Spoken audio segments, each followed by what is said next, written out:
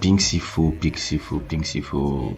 Pour les gens qui suivent la chaîne depuis le début, c'est un nom que j'avais déjà évoqué il y a quelques mois dans un article que j'avais fait, pas un article, on va dire une vidéo que j'avais faite de lui pour son album Negro qui était sorti il y a 4 ans, 5 ans, je pense déjà maintenant, et qui, je disais un peu, montrait un peu l'héritage, un peu de, on appelle ça l'héritage un peu de la musique punk noire aux États-Unis, qui ont été faits par des Afro-Américains un peu, comment ça s'appelle, Negro, c'était un peu ça.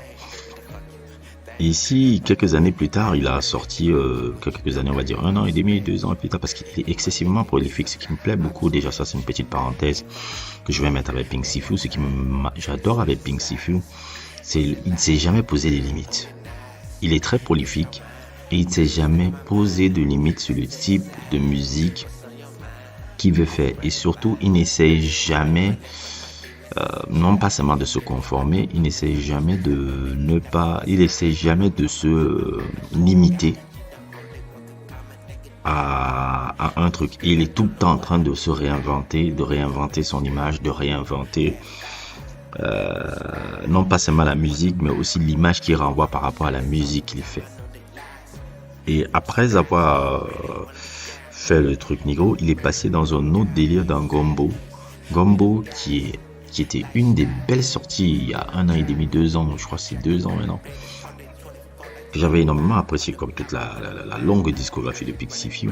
Ce que j'avais adoré là-dedans, c'était parce que là, tu sentais que c'était vraiment un hommage à toute la musique hip-hop south un peu qu'on pouvait entendre des années 90, mais plus précisément celle de Atlanta et encore plus précisément celle de la Dungeon Family.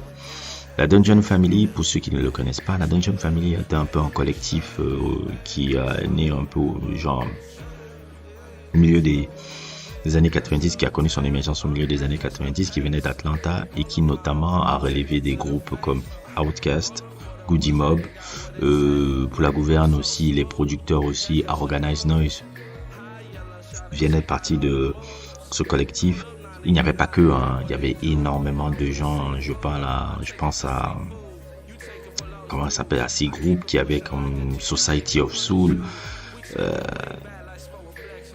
plein de personnages, Cool Breeze, il y avait énormément de personnages, je peux citer énormément de gens par rapport à Silo, Green, bon Silo c'est Goody Mob, mais il y en avait énormément de gens très talentueux là, et Gombo est un peu un hommage à la Dungeon Family en gros, en termes de son mais c'est fait de manière hip-hop, southern hip-hop, groovy et psychédélique en même temps. C'est vraiment un très grand hommage. Et le fait même qu'il appelle Big Groupé, qui est fait partie des premiers membres de la Dungeon Family, pour ceux qui sont vraiment très pointus, vous remarquez souvent, il y a souvent des interludes, que ce soit des albums de Outkast que vous avez su, ou bien des albums de Goody Mob, ou des albums encore de plein d'autres artistes, il y a souvent la voix de ce voix grave qu'on entend là. Big Groupé était un peu celui qui est un peu, je dirais pas le sage, mais le spirituel un peu du collectif. C'est pour ça qu'on entendait toujours des mots très forts qui faisaient généralement dans les interludes de soit d'Outkast, soit de Goody Mob, soit d'autres artistes qui étaient de la Dungeon. C'est un peu ce que Pink Sifu fait là, même avec le son qui passe en fond. Là, où il est slow it down, où il est toujours en train de faire justement ça. Donc, tout l'album est constitué vraiment comme le hip-hop sud d'Atlanta, le hip-hop sud de la Dungeon et tout. Et c'est pour ça que j'aime beaucoup Pink Sifu, parce que Pink Sifu, c'est quelqu'un qui ne s'est jamais limité et qui a toujours montré qu'on ne doit pas le réduire à un truc. Et j'adore des artistes comme ça. Je pense que c'est quelqu'un qui va devenir une forme d'icône un peu alternative, un peu noire. Dans là où il passe, il commence à casser les barrières. Je vois qu'il fait des interviews maintenant avec Talib Kweli. Je vois aussi que Erykah Badu l'a un peu adoubé, tous ces gens-là. Donc pour moi, c'est une belle bel album et vraiment une confirmation que Pink Sifu, c'est vraiment un personnage très intéressant, très intéressant.